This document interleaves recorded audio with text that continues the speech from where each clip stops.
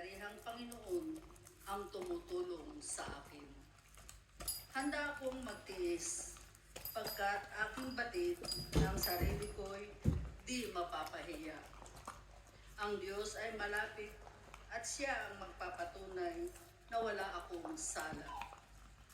May mga ngahas bang maghabla sa akin?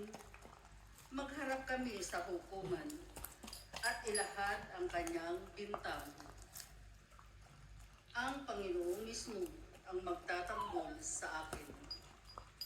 Ang salita ng Diyos. Salamat sa Diyos.